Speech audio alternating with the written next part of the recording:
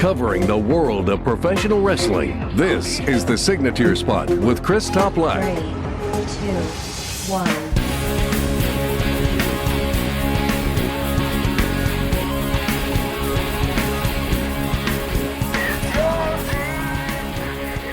Thank you very much for tuning into the latest episode of the Signature Spot with Chris Toplak. As always, I greatly appreciate your ongoing support, whether it's here in North America or all over the world. I received a very lovely Facebook message from Ian in Ireland.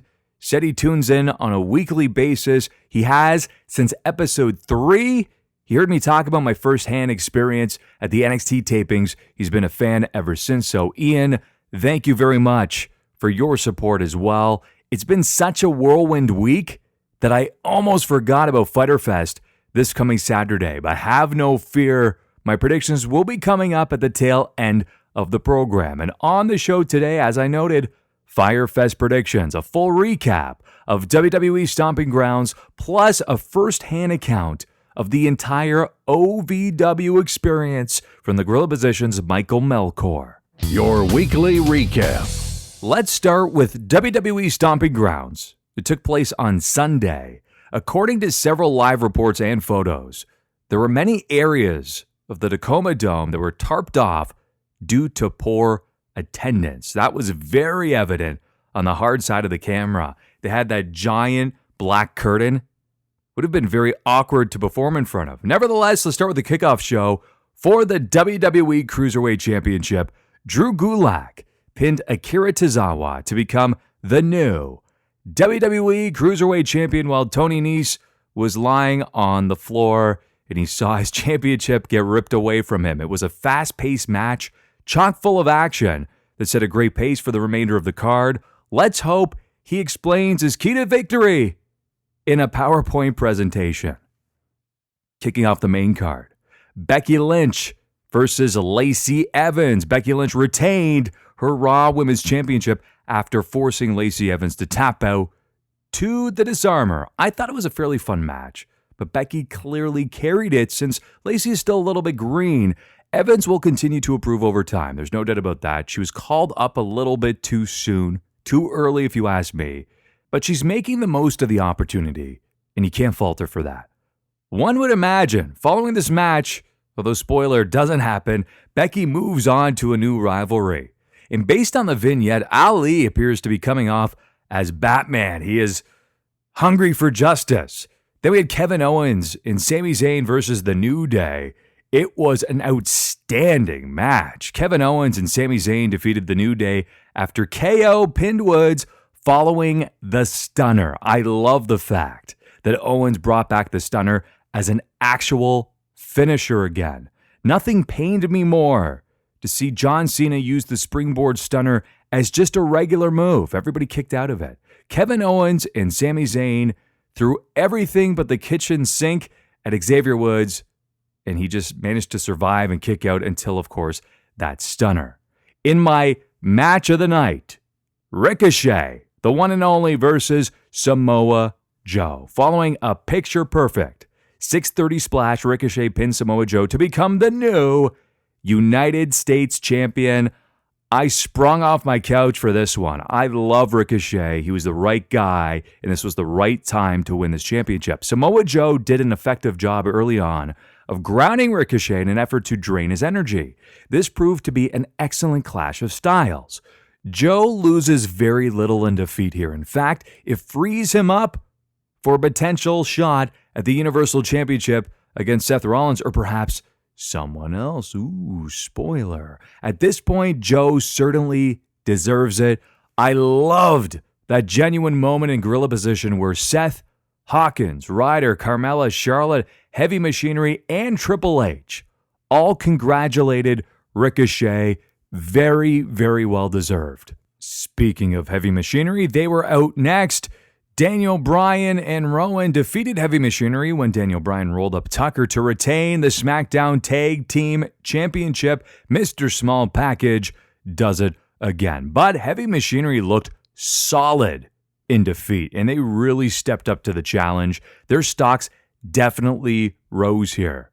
And despite being the most obnoxious heel in the business, Daniel Bryan received a hero's welcome in his home state of Washington. I loved the please recycle and even the we recycle chants. Clap, clap, clap. Very, very entertaining.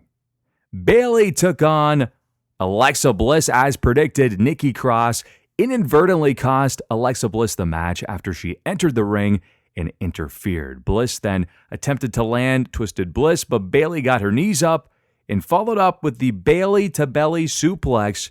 Bayley retained. The writing was on the wall. One can imagine this is inevitably leading to Nikki turning on Alexa Bliss after she gets mistreated. It appears that AJ Styles along with Gallows and Anderson are back together. After they interrupted Ricochet's photo shoot, AJ Styles said to Ricochet, "I'll see you tomorrow night." The match dreams are made of.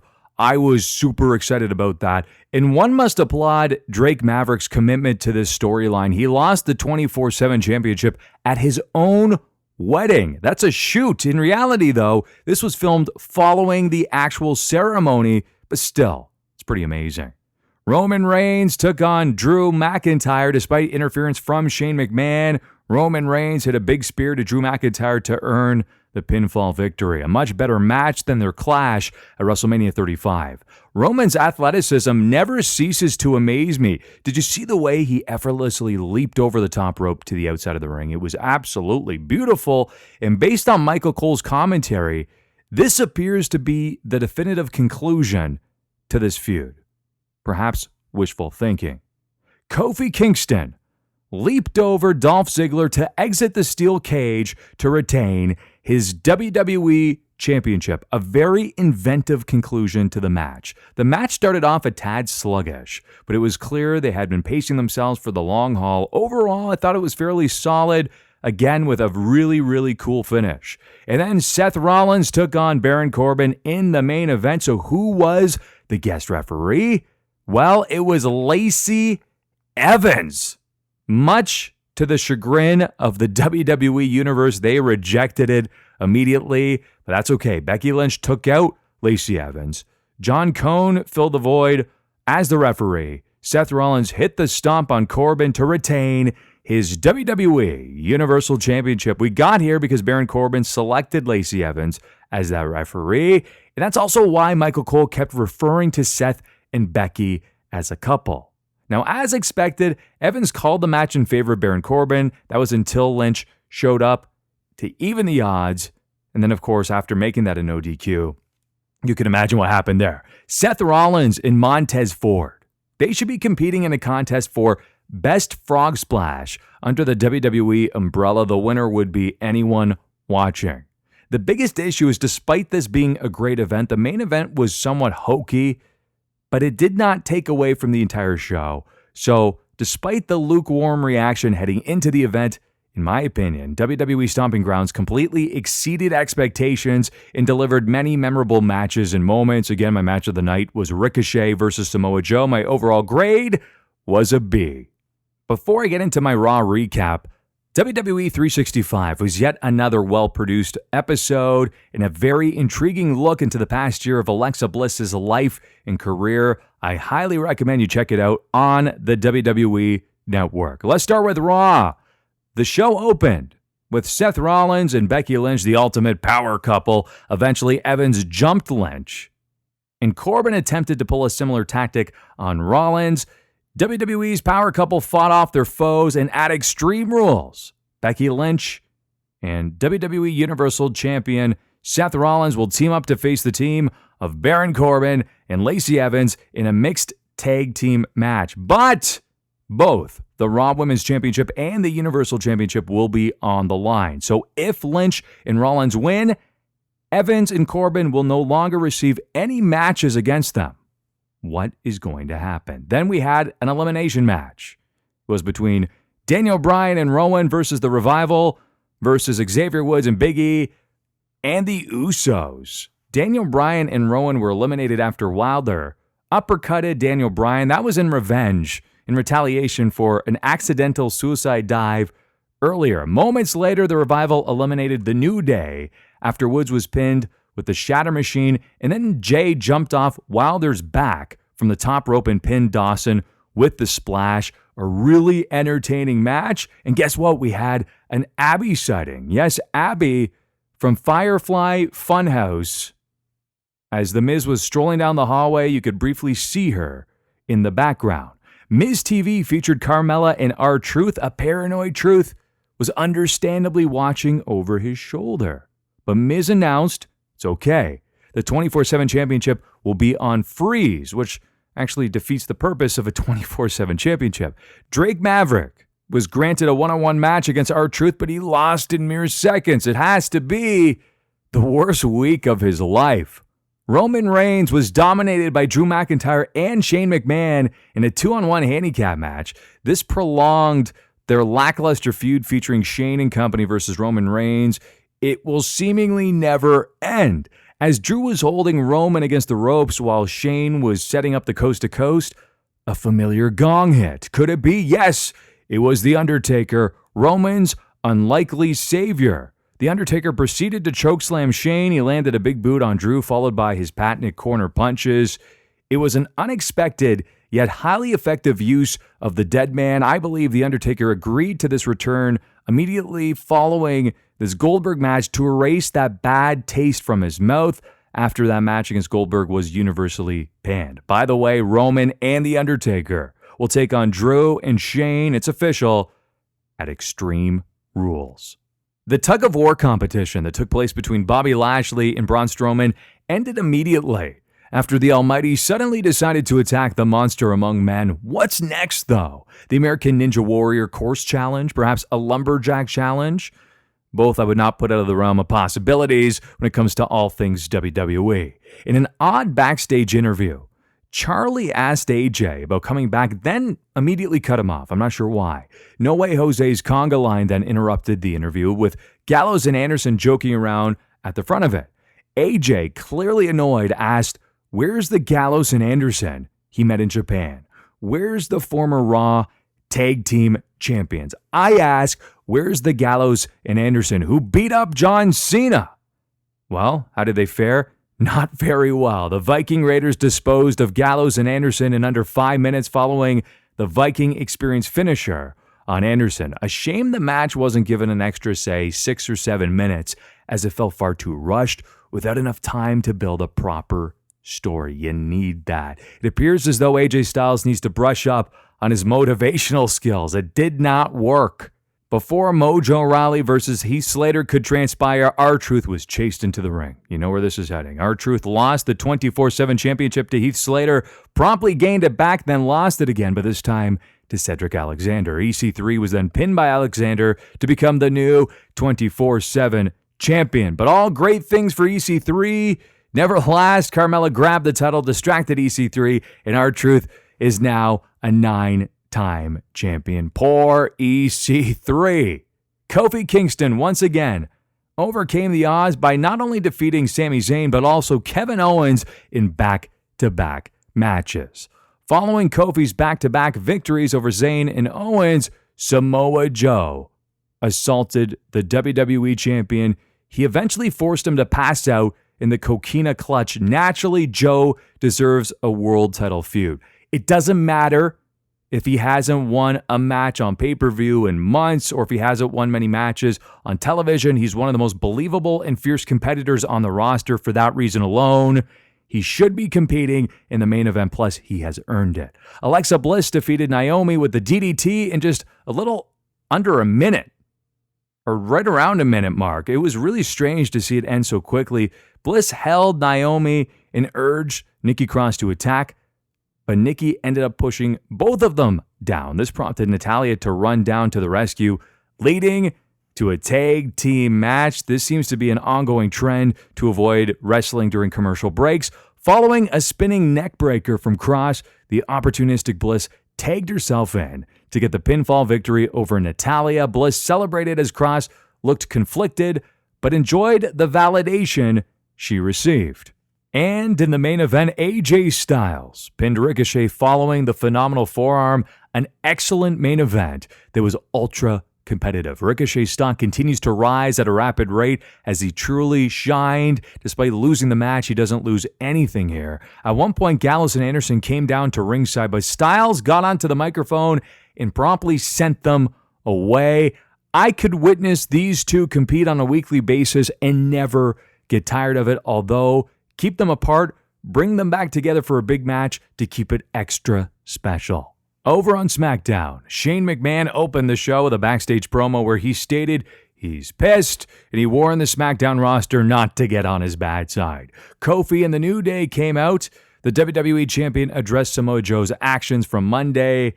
Dolph Ziggler made an appearance, basically stated, I did all the hard work, I did all the heavy lifting. Now another superstar gets to piggyback off this opportunity?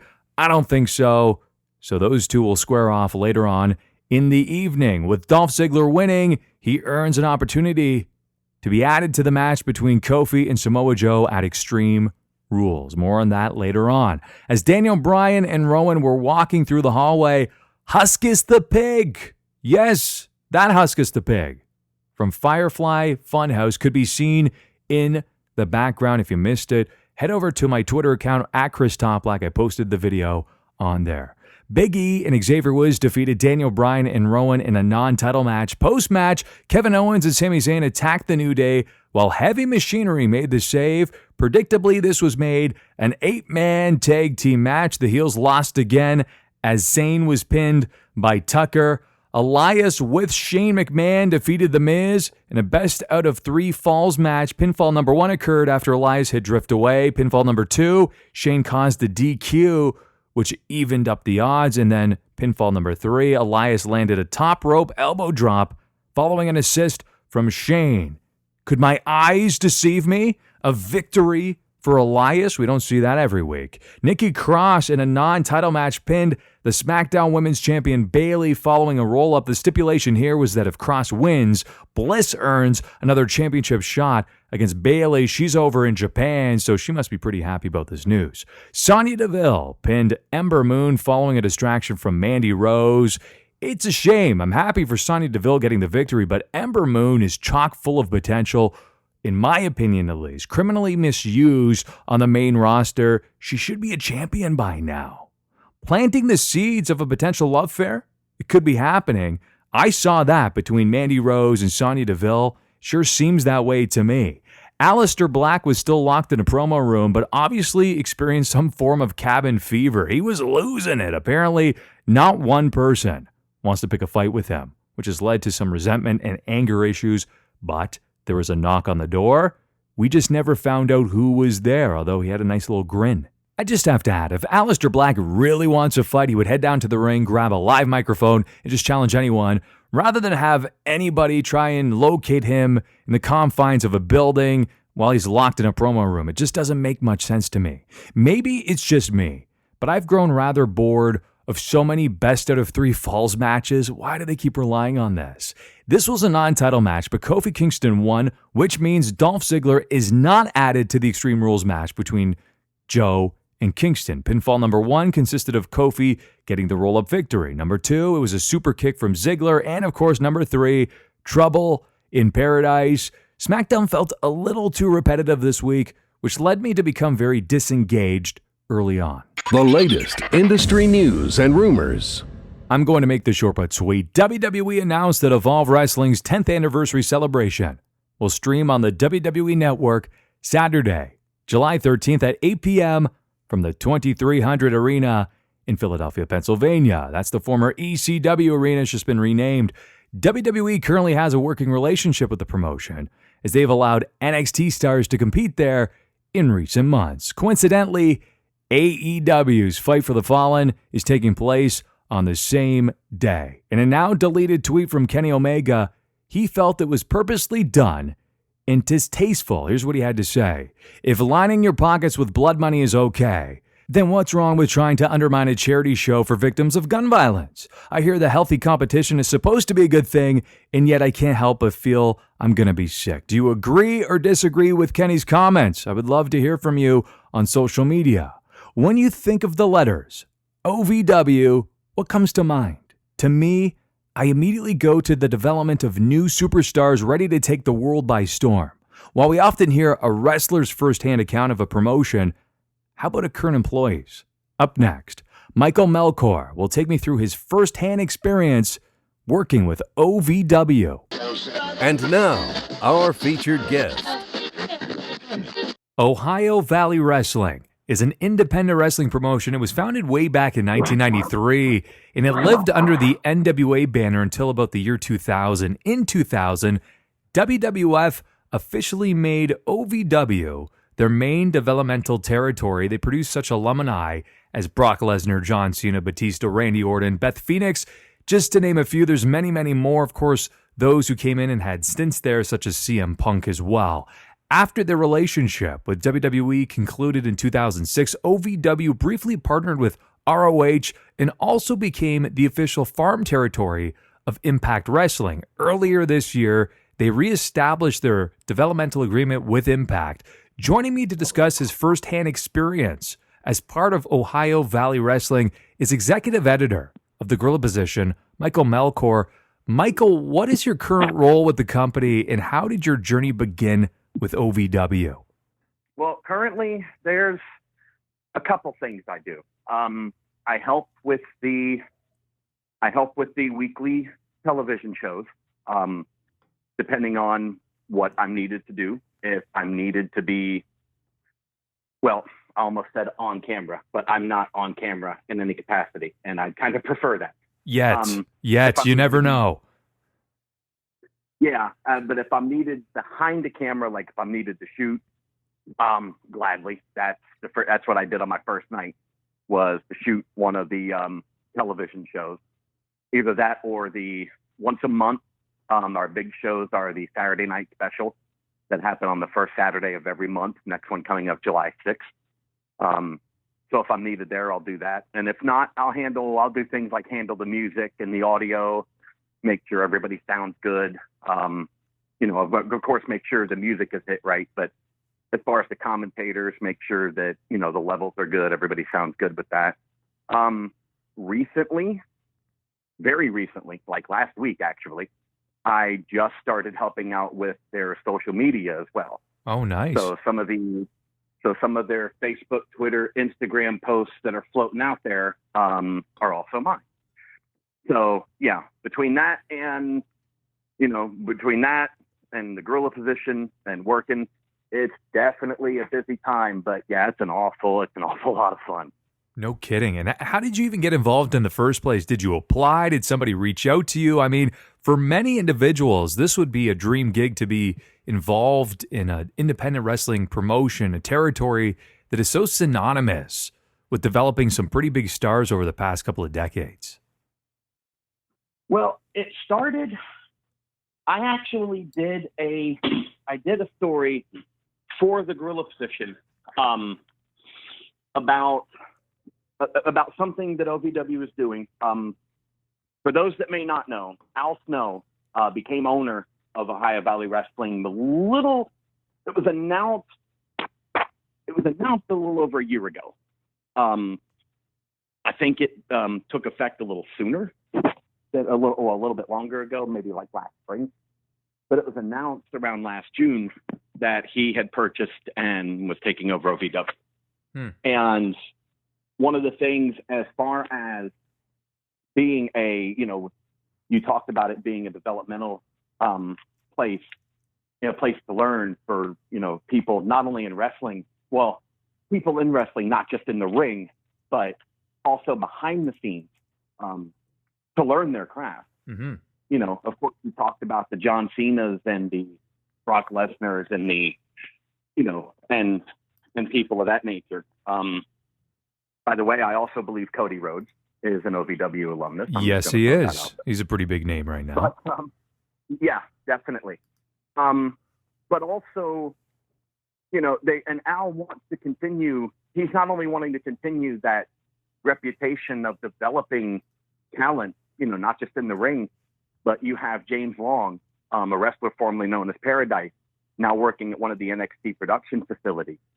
Chris Sharp, NXT UK referee, started here as a referee in OVW. So that talent is all sorts of out there. And to expand on that, and I promise I'm getting to answer your question. I'm just having to set up a little bit of behind the scenes first. In getting to that, OVW, come this fall, is opening the first accredited trade school in the United States for pro wrestling. Wow. It not only covers, learning, of course, in the ring, how to wrestle, and things like that, but it also covers those things like television production, social media. There's business and finance classes to teach guys how to handle their money. Every facet of wrestling you can think of is going to be covered by this school. That's amazing. When I first heard that, it completely blew my mind, and it surprised me. It was initially announced a little bit before WrestleMania weekend, and then at WrestleMania weekend at WrestleCon, they had announced the first ever OVW Combine that happened on June 1st, where the top 15 of that would go on to get a full 2-year free ride to the school. Wow. So all of this combined, and it surprised me that no one else was really talking about it, because I'm like, this is one of the biggest stories in pro wrestling this year. Pretty groundbreaking for sure, yeah. Yeah, and I was surprised not many people were talking about it. So I'm like, well, if no one else is, I will. So I reached out to Al and to a gentleman named Gilbert Corsi. He is the lead commentator on OVW, but he also serves as vice president of broadcasting for OVW's parent company, Gladiator Sports Network. And I reached out to them, told them what I wanted to do, and they were both all for it. So I interviewed both of them. And it was while I was interviewing Gilbert, we were on the phone for a while. And I graduated last year with a Bachelor of Science in Multimedia Journalism with a minor in PR from Indiana University. Congratulations, by the way. Well, thank you. And Gilbert remembered me because as part of one of my classes, we had to do a job shadow assignment. So I shadowed with him and sat in, because he's also, Gilbert's also an anchor here at WDRB. So I sat in with him for the day, watching how they put the news together, sat in the studio and everything else. So he remembered me, and we talked about, what the trade school and the combine and all that was going to do. And near the end of that, because he remembered me from being at school, he started asking me things like, well, how proficient are you with Adobe? I told him, I'm like, I've learned Photoshop, Illustrator, Premiere Pro. All this was part of my schooling. So, and, he'd asked what I do on Wednesday nights if I work, and I'm like, I normally get out about 5:30. And he was like, really? He's like, would you like to come down? Because I told him anything they needed from me, I'm willing to do, because, anything to help out this company that I think is doing something really great. And it helps that I live like 20 minutes away. So, but he just came out and asked, he's like, would you be willing to come down and help out on Wednesday night? And I have this because I record, interviews. It's not necessarily to review. I'm just a full quote. So I have this on tape.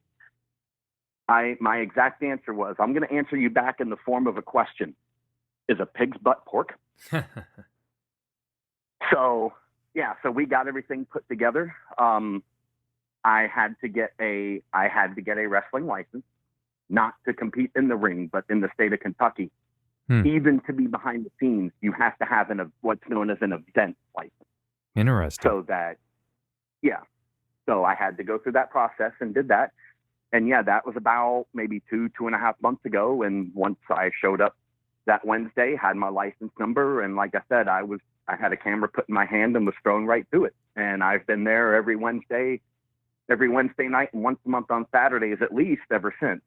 To hear that journey firsthand and how it's very possible, especially coming back from a background such as that, and I can attest to it as well too. So as you know, I was brought up in the world of radio broadcasting at a very young age. I had the opportunity to interview wrestlers, and pretty big ones, at a very young age, like Tito Santana when I was 20, right? So it's great when you can get into the industry, get those experience, reps under your belt, so to speak, and then it just pays out in dividends in the long run too.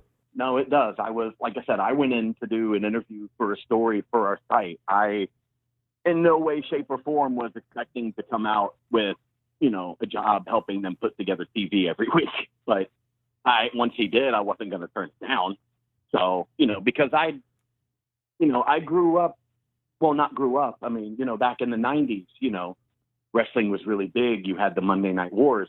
But a little bit after that, like you said, everybody's heard and knows of OVW because, some of the biggest stars that came out in the last 10, 15 years, that's where they came from. So the name is out there. And one of the things, I'm originally from Florida, and I moved up here about 4 years ago. And I remember telling my wife one of the things I was so excited about, because it dawned on me. I'm like, oh my God, honey, I get to watch OVW now every week because it's on TV here. And I was so excited. So yeah, when I heard about the trade school, I'm like, anything I can do to help out. And then it comes down to that. Yeah, I may be too busy to know my own name nowadays, but again, I'm not turning down that kind of offer. I love being there. It's just, like I said, it's a lot of fun. It's definitely one of the things I look forward to the most each week. So you explained it from your perspective. How about the fan perspective? So I purchased a ticket for, I believe, $10 general admission, $15 for ringside. Very generous and affordable, by the way. Let's say that I enter. What is the fan experience like? Of course, with like the weekly tapings, how many people fit in the arena, the acoustics, all of that. What is the fan experience like? The Davis Arena, 4400 Shepherdsville Road in Louisville, is, I think, the biggest thing I could really point out about the fan experience.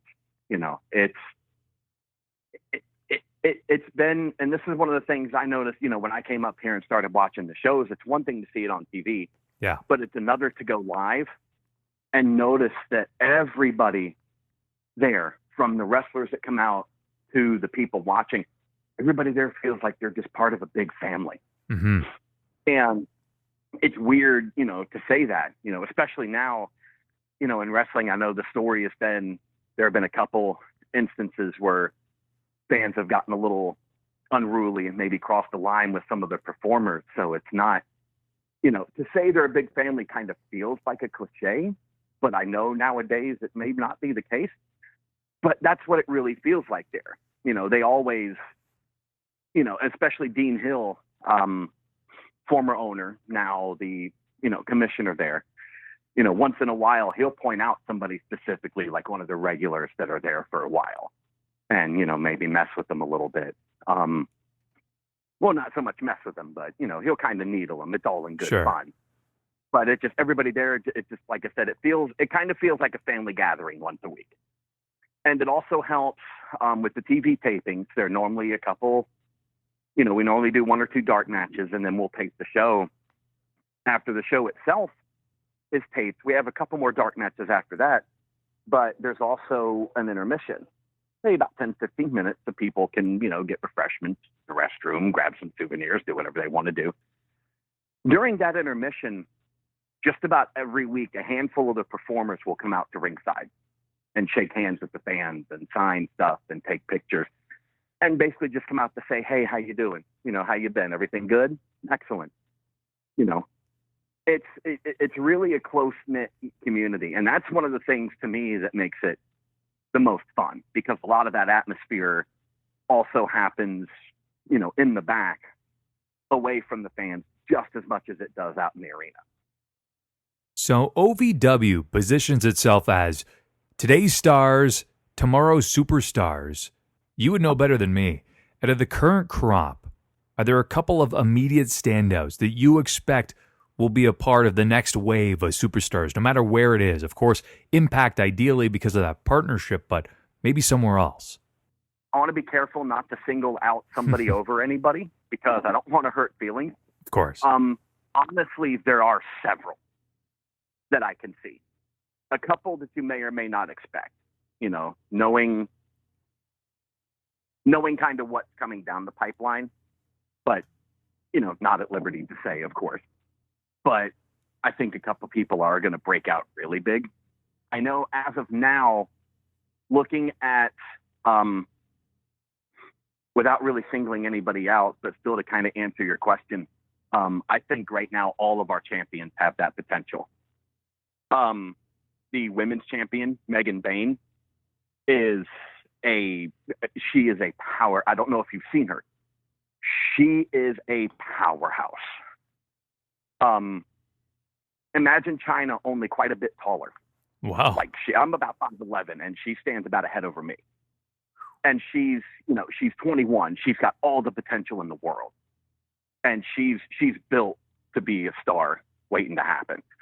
And having her carry our women's division right now as a standout to me is pretty excellent, because it's, and this is certainly not to denigrate any other women out there. Your Becky Lynch's, your, all of them are excellent in what they do, but you brought up future stars, you have to bring up Megan Bain, because she has that presence, and she's already pretty good at her age. And, again, OVW is a learning environment. She's still learning, so she's only going to have the potential to be better.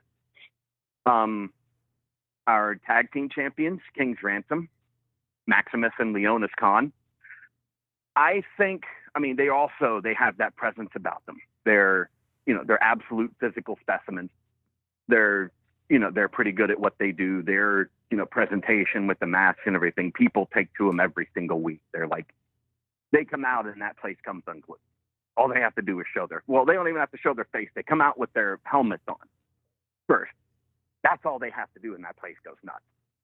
And I think, on top of this indomitable presence they have, they also have, there's a sense of humor to both of them.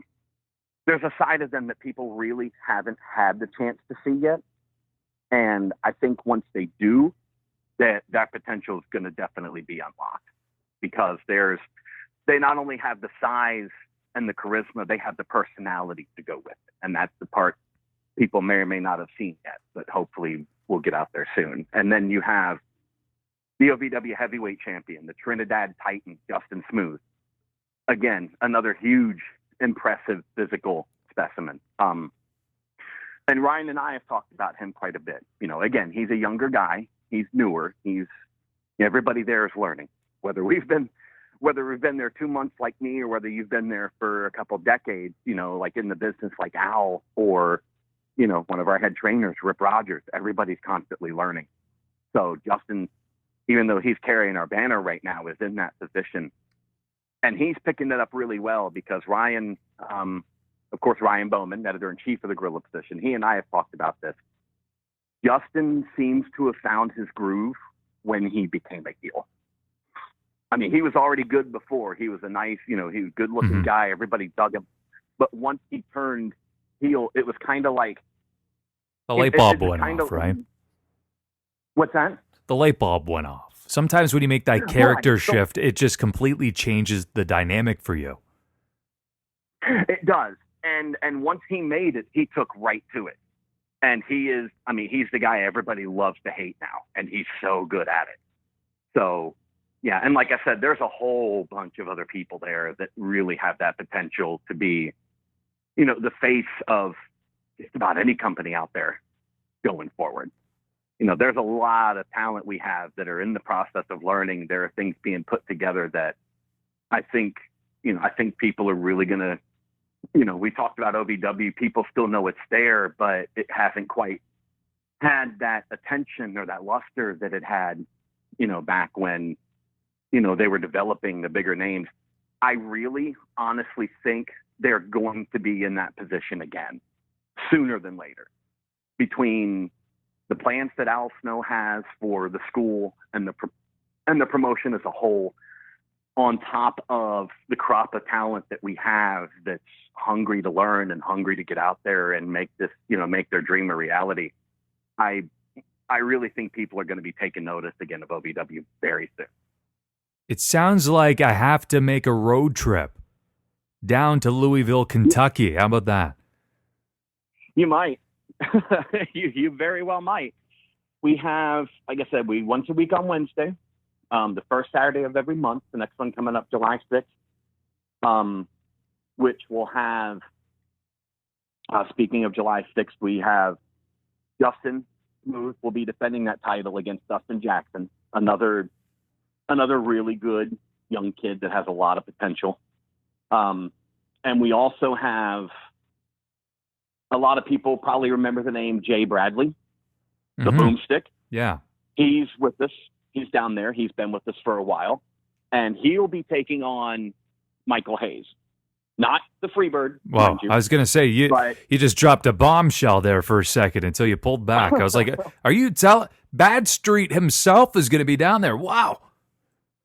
No, not PS. But there is another gentleman. There is another gentleman named Michael Hayes. He's a war veteran. A Purple Heart recipient. Wow. Because if you've seen him, you'll notice that one of his legs is prosthetic. Holy because jeez. he lost it overseas when he was part of a battalion that was under attack, and he was not only the only one, I believe, the only one to come out alive, but I mean, seriously wounded. He lost part of his leg. That did not stop him. He got his, he has a prosthetic leg now, but he's continued to train and continued to be one of the big, a big part of OVW's main event picture. In fact, about a week and a half ago, as we record this, was the fight at Fort Knox. It was a live 2-hour TV show that we did from Fort Knox, where Michael Hayes was born, mind you. So you can imagine how that place went, and this is on YouTube to watch right now if you want to verify how that place went absolutely nuts when he came out. A decorated war hero coming home. It was pretty amazing to see. Wow, yeah, I can imagine. And you can actually catch it all on OVW TV. It's only $4.99 a month. It actually has pay-per-views, weekly shows, special events, exclusive content. Sounds like a hell of a deal. Yeah, it really, at $4.99 a month, it really is. We have a good bunch of we're adding stuff every week. A good bunch of our TVs on there. The Saturday night specials you can catch on there. One of the first things I watched, because it happened right before I got to work with them and I didn't have a chance to go because I had something to do here. March 2nd, we had the Clash and the Bluegrass show, which was a co-promoted show between OVW and Impact, who they're once again the developmental territory for. And, and there was some really good stuff on there. The main event was, at the time, Shotgun Tony Gunn, the OVW champion, faced off against Sami Callihan. And it just, that kind of star power on that show, that was one of the first I signed up for, and that was one of the first things I watched. Not bad. And it's also a pretty darn good show. That right there, that's worth the $4.99 by itself, much less everything else we have on there. So for more details on Ohio Valley Wrestling, stop by OVWWrestling.com. And as always, I encourage you to read all of Michael's articles on thegorillaposition.com. Michael Melchor, thank you very much for joining me today. Oh, thank you very much for having me on. I love talking about it. And also in an addendum, for more information on Ohio Valley Wrestling, feel free to reach out to me. I'll be more than happy to help guide you along. You're listening to The Signature Spot with Chris Toplack. AEW Fyter Fest takes place this coming Saturday, June the 29th, from the Daytona Beach Ocean Center in Daytona Beach, Florida. The buy-in pre-show starts at 7 p.m., the main card 8 p.m., and guess what? Both are absolutely free on Bleacher Report Live. Actually, even the buy-in you can catch on the official AEW YouTube channel. And when I say free, I mean free for everyone, even my friends in the great white north of Canada.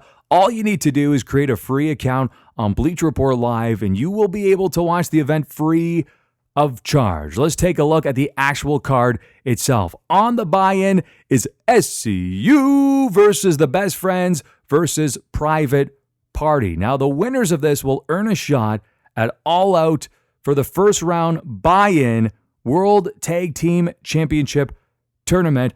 I believe it's going to be the best friends, Trent Beretta and Chucky Taylor, as the winners. SCU doesn't need it. They tend to be the forerunners here. Private Party, this will be a great showing. Not quite their time in the sun, but let me tell you, keep an eye on both of them. Michael Nakazawa versus Alex Jabali in a hardcore match, also on the buy-in. Alex is the CEO of Fighting Game Championships. Again, that's what is bringing this together. It's pro wrestling in the fighting game community. As for Michael, well, nobody really knows what he does, but you can expect a comedy-inspired bout, perhaps some baby oil. I am predicting Michael Nakazawa as your winner. Smiling Kylie Ray, you may know her from Double or Nothing, takes on Leva Bates, formerly known as Blue Pants, with Peter Evelyn by her side. They're going to be shushing each other a whole lot. Who is the true librarian? I've actually heard that Bates is the right-hand woman to guess who? Brandy Rose. But in this case, Kylie Ray, I'm predicting, will be your winner. Now we get to the main card. Nyla Rose versus Rio versus Yuka Sakazaki. The Joshi style will be on full display. We can thank Kenny Omega for that. He really brought it over to North America. In fact, he is responsible for signing these two great talents. But Rose's strength and size will be the X factor here. I believe the determining factor. So my prediction is Nyla Rose. In my humble opinion, the greatest independent wrestler of all time, Christopher Daniels versus SEMA. Something you may or may not know is that SEMA took Christopher Daniels under his wing over 2 decades ago and educated him on the art of pro wrestling in Japan. Christopher Daniels, win or lose, is the head of talent relations and, of course, 1/3 of SCU. His spot in the company is secure. I believe SEMA gets the victory back following his team, the Strong Hearts, losing at Double or Nothing. Next, Cody versus Darby Allin. Darby is very unorthodox. If you've ever seen him, he is not afraid to sacrifice his body in an effort to cause damage.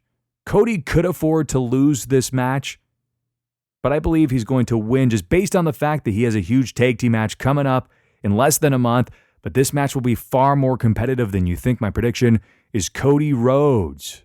Hangman Page versus MJF versus Jimmy Havoc versus Jungle Boy. 4 completely different styles clashing in one match. Hangman Page is primed. He's ready for a main event match against Chris Jericho at All Out. MJF will get under everybody's skin in this match. Jimmy Havoc does not care about his body.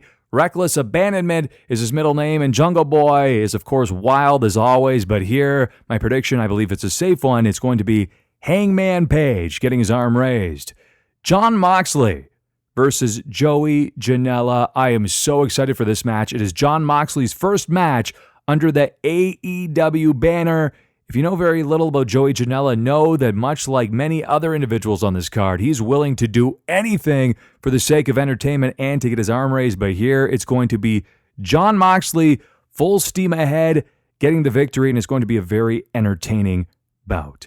Kenny Omega and the Young Bucks versus the Lucha Brothers, Rey Fenix and Pentagon Jr., one of my favorites, and also Laredo Kid. I know very little about Laredo Kid, but I've heard some great things. So the Lucha Brothers, they earned back their AAA World Tag titles just a few weeks ago, but my prediction here will be the Elite. That is Kenny Omega and the Young Bucks. I believe they're going to keep the Young Bucks strong ahead of the Fight for the Fallen bout against the Rhodes Brothers. So that will do it for my set of predictions. Again, if you are not signed up on BleacherReport.com, create a free account and you will catch this entire event free of charge. How great is that? To my Canadian friends, hope you have a great long Canada Day weekend, that extra day off to rest and recharge the batteries. And to my friends down south in America, hope you have a great 4th of July. We'll celebrate that one next week as well. And the greatest gift you could give me is to subscribe and to keep telling your friends, family, and fellow wrestling fans to tune in on a weekly basis. The show continues to grow, and that's all thanks to your support. So until next Thursday, happy trails to you until we meet again. This concludes another episode of The Signature Spot with Chris Toplack. For new episodes, subscribe on YouTube, Stitcher, Spreaker, iHeartRadio, or iTunes. And don't forget to follow The Signature Spot on Facebook for exclusive clips, polls, and opinions. She wasn't dead, you only left her body for a little while. In spite of the